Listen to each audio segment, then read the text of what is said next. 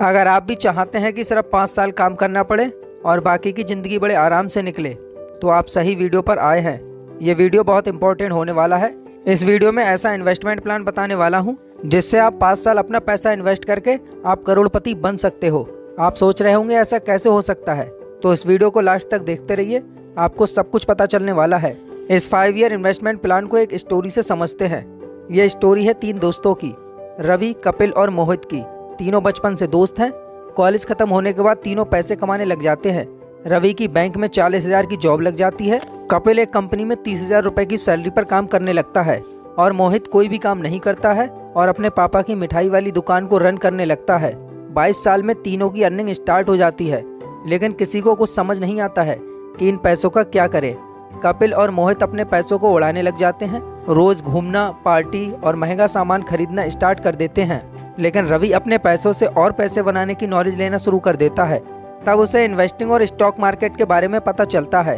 बहुत से लोगों ने तो रवि को स्टॉक मार्केट के बारे में बताकर डरा ही दिया था, लेकिन जब उसने हमारे चैनल के वीडियो देखना स्टार्ट किए तब उसका ये डर दूर हो गया। तो आप भी इस चैनल को जल्दी से सब्सक्राइब कर दीजिए। और फिर रवि ने अपने पैसों को ग्रो करने की स्कीम को अपने दोस्तों को बताने का सोचा।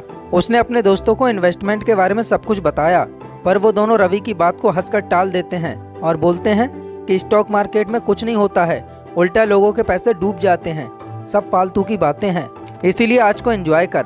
रवि ने उनको कुछ नहीं बोला और रवि ने अपनी इन्वेस्टमेंट अर्निंग स्टार्ट कर दी। उसने हर महीने 10,000 रुपये इंडेक्स फंड के थ्रू SIP में इन्वेस्ट करना शुरू कर दिया और उसने ये इन्वेस्टमेंट पूरे 5 साल तक किया और फिर उसके बाद स्टॉप कर दिया।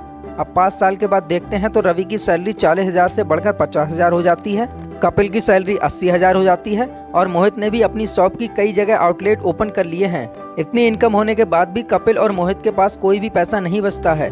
और दूसरी तरफ रवि, जिसने इन्वेस्टमेंट को 5 साल तक कंटिन्यू रख के स्टॉप कर लिया और अपनी लाइफ को अच्छे से एंजॉय करते हुए जी रहा है। ये देखकर कपिल मोहित से बोलता है कि यार रवि सही कहता था, हम लोगों को भी इन्वेस्टमेंट करना चाहिए था ताकि हम भी रवि की तरह बिना टेंशन के लाइफ एंजॉय कर सकते थे।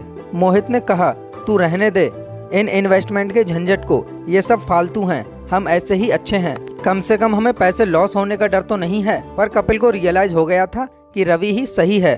उसने मोहित की बातों को अनसुना करके 10,000 रुपये मंथली इंडेक्स फंड में SIP स्टार्ट कर दी और अगले 7 साल तक लगातार इन्वेस्टमेंट किया और 7 साल बाद स्टॉप कर दिया।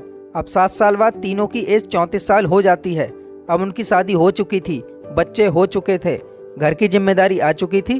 फैमिली प्रेशर इतना था कि उन्हें झेलना मुश्किल हो गया था। लेकिन रवि और कपिल इस टेंशन से मुक्त हो चुके थे, क्योंकि वो जानते थे कि सेविंग कम भी होगी, इन्वेस्टमेंट के लिए पैसा कम भी होगा, तो भी उनका फ्यूचर सिक्योर है, क्योंकि वो पहले ही अपना इन्वेस्टमेंट कर चुके हैं। दूसरी तरफ मोहित बहुत परेशान था। भले ही उसकी इनकम 3 से 4 गुना बढ़ चुकी थी, लेकिन इनकम के साथ साथ जिम्मेदारी और खर्चे भी बढ़ चुके थे। इसके अलावा उसने कहीं भी इन्वेस्टमेंट नहीं किया था जिससे उसका फ्यूचर सिक्योर हो जाए। अब मोहित ने डिसाइड किया कि कुछ भी हो जाए वो भी अपना पैसा इन्वेस्ट करेगा और कंपाउंडिंग से अपना फ्यूचर सिक्योर करेगा। और वो भी अगले 21 साल तक 10,000 रुपये पर मंथ SIP में इन्वेस्ट करता है। मोहित को लगा जब वो 5 या 7 सालों में इन्वेस्ट करके टेंशन फ्री हो सकते हैं, तो मैं अगर 21 साल तक इन्वेस्ट करूंगा तो उनसे और ज़्यादा अमीर हो जाऊंगा। अब देखते हैं 21 साल बाद, यानी अब तीनों की एज 55 साल हो चुकी है।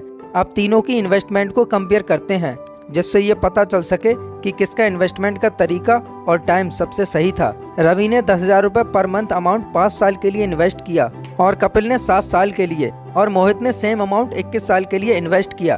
तो सबसे ज़्यादा उसे ही रिटर्न मिलना चाहिए, लेकिन ऐसा बिल्कुल नहीं है, क्योंकि कंपाउंडिंग का मैजिक अमाउंट पर कम और टाइम पर ज्यादा वर्क करता है। देखते हैं कि कैसे रवि ने भले ही 5 साल तक इन्वेस्ट किया और फिर उसे स्टॉप कर दिया, तो ऐसा बिल्कुल भी नहीं है कि उसकी ग्रोथ रुक गई हो।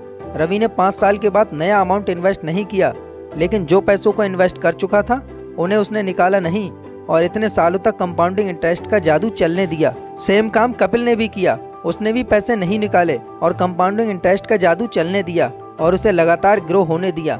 अब देखते हैं कैलकुलेशन। सबसे पहले मोहित की इन्वेस्टमेंट को देखते हैं। मोहित ने 21 सालों तक 10,000 रुपये मंथली इन्वेस्ट किया, यानी उसने इन 21 सालों में 25,20,000 रुपये इन्वेस्ट किए और 15% रेट के हिसाब से 21 साल बाद रिटर्न के रूप में 1,77,26,000 रुपये मिले।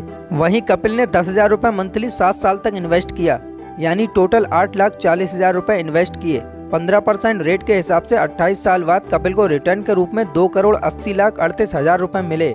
अब देखते हैं रवि का इन्वेस्टमेंट, जिसने 10,000 रुपए मंथली अमाउंट सिर्फ 5 साल के लिए इन्वेस्ट किया, यानी उसने केवल 6 लाख रुपए इन्वेस्ट किए।